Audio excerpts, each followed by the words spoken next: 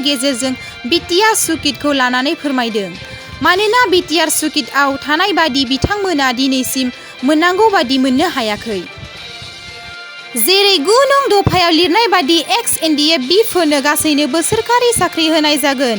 दिनै BTR agreement जानाया बोसोर मोनसे जानोसै, नाथाय दिनैसिम जेबो जाफुंनायखौ नुनो मोनाखै होनना बिथांमोना फोरमायबाय। आरो फोरमायबावो दि बिटिसि सोरखार, आसाम सोरखार आरो सेन्ट्रेल सोरखारनिफ्राय दासिम मोननांगौ सुबिदाफोरखौ मोननो हायाखै। जेराव एक्स-एनडीए-बिनि केसफ्रा बुंदों बिटिआर एग्रिमेन्टआव लिरनाय एक्स-एनडीए-बिनि दफाफ्रा मोनसेबो जाफुङाखै। दिनैसिमबो गासैबो एनडीए-बिनि केसफोरखौ रेहाय होनाय जायाखै। जेरै रन्जन दैमारि आरो बिथांजों लोगोसे बिथांनि केडारफोर, जायफोर दासिम जोबजाना दोनजादों।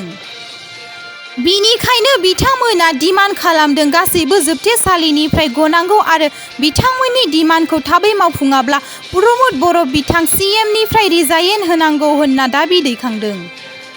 रायजोआव कार्फ्यू सोलिफुबाय थानाय समाव बायजोआव ओंखारबोनाय सुबुंफोरनि सायाव गोख्रों नोजोर होगोन रैखाथि हान्जानि दोलो।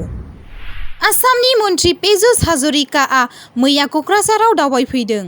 दै बिफाननि मन्त्रि बिथाङा बोसोरफ्रोमबो जानाय दैबाना, हा खुरखानायनि जेंना बिटिआरनि जेंनाखौ फोजोबस्रांनायनि थांखिजों दावबायफैदों। लोगोसे मैया गौरां दैसानि थासारिखौबो नायगिदिंफैयो।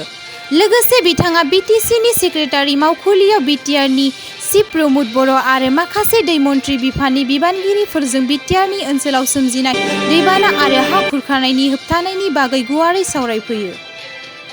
चिरांनि हमगार्डखौ बुथारग्रा दायनिगिरिखौ पुलिसआ गुलि गावना बुथारबाय। नोंथांमोना जोंनि चेनेलखौ दासिमहालागै साबस्क्राइब खालामाखैबा साबस्क्राइब खालामनानै लागोन। मानोना नोंथांमोना बेनि गेजेरजों गोबां बाथ्रा सोलोंनो मोनगोन। गोजोन्थों।